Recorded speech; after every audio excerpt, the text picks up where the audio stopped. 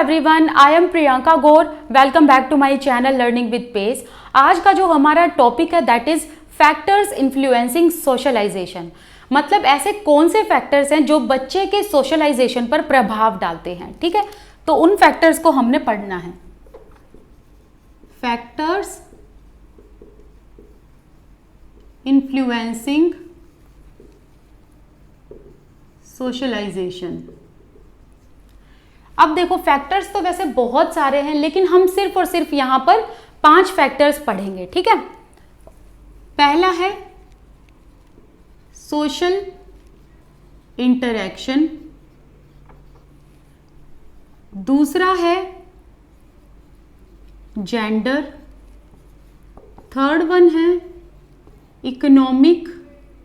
Economic status, fourth one is language and fifth one is parenting style। अब देखो, इनकी 1 bye 1 बात करते हैं। हाँ, पर मैं आपको एक क्वेश्चन बता देती हूँ। एक बहुत इंपॉर्टेंट क्वेश्चन है। जैसे कि सपोज करो, अगर ये क्वेश्चन आया ना, in context of education socialization means, कि एजुकेशन के कंटेक्स्ट में सोशलाइजेशन का क्या मतलब होता है। इसका मतलब है कि बच्चा सोसाइटी में एडजस्ट करना सीखता है एंड जो सोशल नॉर्म्स होते हैं ना, उनको बच्चा एक्सेप्ट करता है। So all and all, question अगर ऐसा आए कि सोशलाइजेशन का मतलब क्या है, ठीक है, बच्चा क्या सीखता है, तो बच्चा क्या सीखता है? सोसाइटी में एडजस्ट करना एंड सोशल नॉर्म्स को एक्सेप्ट करना। ठीक है, तो ये चीज तो आप अपनी नोटबुक में स्टार ऐसे बना के रख लो, क्योंकि कई बार ऐसा क्वेश्चन आया हुआ है। ठीक है, अभी मैं इसको एक बार क्लीन करती हूँ, फिर हम इसकी 1 बाय 1 बात करते हैं। देखो, अगर हम सोशल इंटरेक्शन की बात करें तो बच्चा बहुत लोगों से इंटरेक्शन करता है सोसाइटी में, जैसे कि पेरेंट्स से। फिर अगर जॉइंट फैमिली में रहता है तो बहुत सारे लोग आ गए, जैसे दादा दादी, चाचा चाची वगैरह। इसके अलावा बच्चा जब स्कूल जाता है तो teacher, principal, peer group, classmate, इन सब से बच्चा क्या करता है? इंटरेक्शन करता है, और इसी इंटरेक्शन से बच्चे का सोशलाइजेशन होता है। बट अगर बच्चे को प्रॉपर मौका ना दिया जाए सोशल इंटरेक्शन का, तो बच्चे का सोशलाइजेशन अच्छा नहीं होगा। और बच्चे का सोशलाइजेशन अगर अच्छा नहीं होगा तो उसका रिजल्ट क्या होगा कि बच्चा सोसाइटी में एडजस्ट करना नहीं सीखेगा, और सोसाइटी में एडजस्ट नहीं करना सीखेगा तो क्या होगा उसका रिजल्ट? कि बच्चा सर्वाइव नहीं कर पाएगा। ठीक है, अब दूसरा, ये बड़ा छोटा सा टॉपिक है लेकिन इंपॉर्टेंट है। दूसरा है जेंडर। अब जेंडर कैसे हुआ? देखो, वैसे हम कितना भी इक्वालिटी कर लें, कितना भी इक्वालिटी का प्रोपेगेंडा कर लो, लेकिन कहीं ना कहीं जेंडर बायसनेस है।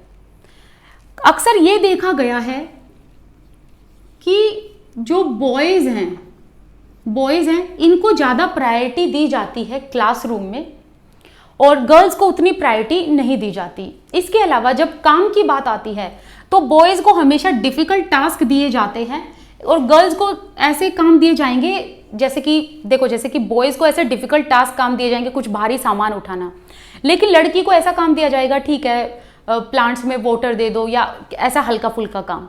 वो इसलिए नहीं दिया जाता कि वो लड़की है, बल्कि इसलिए ऐसा काम दिया जाता है हल्का फुल्का कि ये लड़की है, इसीलिए ये काम ये नहीं कर पाएगी।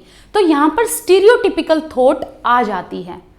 सो कितना भी इक्वालिटी कर लो, कहीं ना कहीं लड़कियां हमेशा पीछे रह जाती हैं, और ऐसा मैं नहीं कह रही, ऐसा रिसर्च कह रही है। ठीक है, इसके अलावा बहुत बार ये भी चीज़ें देखी गई है, और ये तो आप लोगों को पता ही है कि गर्ल्स की एजुकेशन के लिए कितने सारे गवर्नमेंट पॉलिसीज लाती ही रहती है ताकि लड़कियों को एजुकेशन मिले। ठीक है, लेकिन लड़कियां जो है ना, वो एजुकेशन में डेप्राइव हो जाती हैं। तो लड़कियों के लिए जो सबसे ज़्यादा सोशलाइजेशन में एक डीमेरिट देखा गया है, वो ये है कि वो लड़कियां हैं, इसीलिए उनको आगे उतना पढ़ने नहीं दिया जाता। और ये सच भी है, देखो कि अगर लड़की पबर्टी अटेन कर लेती है, तो जैसे कि लड़की ने पबर्टी अटेन कर ली और लड़की जो है 12 और 13 ईयर्स तक की होती है जब when she get the menstrual cycle, तो ये माना जाता है कि now she is ready for the marriage. ठीक है, आज की बात नहीं करी, पहले आज के टाइम पर 18 से अबव मानते हैं,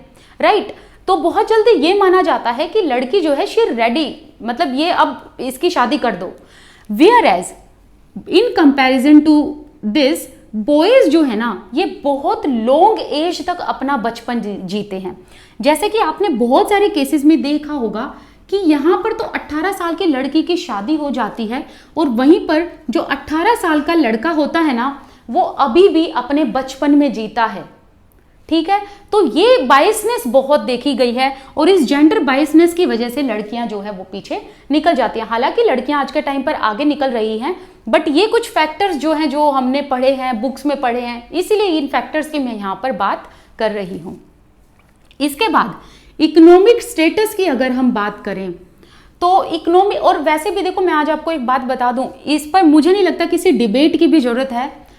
शायद आप इतने फॉर्चुनेट हैं कि आप इतनी अच्छी फैमिली में पैदा हुए, या आपके पेरेंट्स इतने समझदार हैं कि आपको पढ़ने दे रहे हैं, आपको मोबाइल दे रखा है, आप लड़कियों की मैं बात कर रही हूँ, और आप उस मोबाइल से देख रहे हो, ठीक है, ये वीडियो भी देख रहे हो, आप अपनी मन मर्जी से रह रहे हो, बट आप इस सच्चाई से नकार नहीं सकते।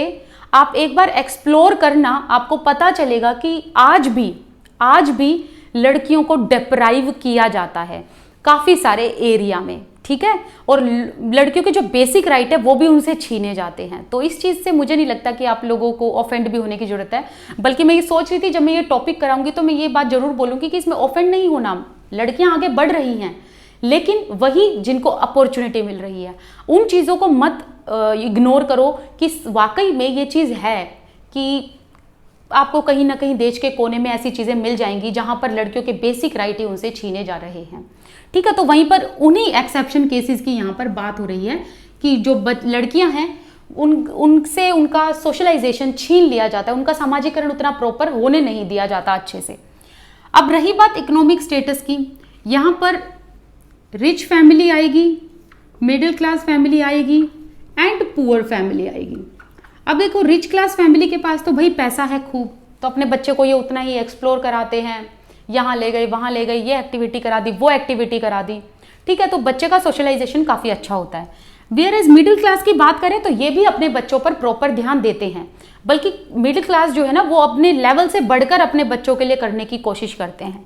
वेयर एज जो पुअर फैमिली से बिलोंग करते हैं उनके बच्चे कहीं ना कहीं एजुकेशन में या कहीं ना कहीं सोशलाइजेशन में लैक कर जाते हैं, क्योंकि गरीबी एक ऐसी चीज़ है जहाँ पर पेरेंट्स काम कर रहे होते हैं। ऐसी जगह देखा भी गया, अगर पेरेंट्स मजदूरी कर रहे हैं तो उनके साथ भी उनके बच्चे मजदूरी कर रहे होते हैं, पेरेंट्स भीख मांग रहे हैं तो अपने बच्चों से भी भीख मंगवा रहे हैं। सो इकोनॉमिक स्टेटस बहुत मैटर करता है। तो पुअर फैमिली में ये देखा गया है कि यहाँ के जो बच्चे होते हैं जो पुअर फैमिली से बिलोंग करते हैं उनका सोशलाइजेशन उतना अच्छा नहीं होता। चलो नेक्स्ट है लैंग्वेज। देखो अब आप सोसाइटी में उतरे बट आपकी लैंग्वेज इफेक्टिव नहीं है, आपको बोलना नहीं आता, तो फिर आपका सोशलाइजेशन उतना अच्छा क्यों नहीं होगा, क्योंकि सोसाइटी में लोग उतने अच्छे से आपको एक्सेप्ट नहीं करेंगे। तो language plays a major role, ठीक है। तो आपकी लैंग्वेज जो है वो आपको एक तो प्रॉपर इफेक्टिव तरीके से आनी चाहिए, आपको अपनी बात रखनी आनी चाहिए। इसके अलावा जैसे कि अगर आप आप हिंदी बोलते हो लेकिन अगर आप ऐसे एरिया में चले जाओ जहाँ पर स्पेनिश बोली जाती है तो आप वहाँ लोगों से घुल मिल नहीं पाओगे, आपका प्रॉपर सोशलाइजेशन नहीं होगा। सो लैंग्वेज जो है वो इफेक्टिव होनी चाहिए, लैंग्वेज इफेक्टिव होगी तो उससे आपका सोशलाइजेशन जो है वो बहुत अच्छा होगा, राइट। फिर बात करते हैं पेरेंटिंग स्टाइल की, जो हमने ऑलरेडी कर लिया, इसमें बस मैं आपको टाइप्स बता देती हूँ। पेरेंटिंग स्टाइल में क्या था, अथॉरिटेटिव, नेक्स्ट क्या था अथॉरिटेरियन, नेक्स्ट क्या था तीसरा पॉइंट परमिसिव, और नेक्स्ट कौन सा था ओवर प्रोटेक्टिव, ठीक है। तो ये जो पेरेंटिंग स्टाइल है आपने इसमें से अगर कुछ ध्यान में रखना है तो आप ये जेंडर वाला ध्यान में रखेंगे, इकोनॉमिक स्टेटस आप ध्यान में रखेंगे एंड पेरेंटिंग, ये तीन बहुत इंपॉर्टेंट फैक्टर्स हैं जो सोशलाइजेशन, बच्चे की सोशलाइजेशन पर, बच्चे के सामाजिकरण पर काफ़ी प्रभाव डालते हैं। छोटा सा टॉपिक था लेकिन काफ़ी इंपॉर्टेंट था, क्योंकि क्या है ना कि ऐसे जो टॉपिक्स होते हैं, इनमें से डायरेक्ट क्वेश्चन नहीं आते कि बुक से उठाकर डायरेक्ट दे दिए, नहीं, इसमें ना आपको अपनी समझ बिल्डअप करनी पड़ती है और फिर उस समझ के हिसाब से आप क्वेश्चंस के आंसर देते हो। ठीक है, चलिए मिलते हैं नेक्स्ट वीडियो में। This side Priyanka Gaur, I wish you all the best, keep learning, thank you so much for watching this video. आप मेरे साथ टेलीग्राम, इंस्टाग्राम पर जुड़ सकते हो। इंस्टाग्राम का लिंक आपको डिस्क्रिप्शन बॉक्स में मिल जाएगा एंड फर्स्ट कमेंट सेक्शन में भी मिल जाएगा। चलिए मिलते हैं नेक्स्ट वीडियो में, till then bye bye, thank you so much.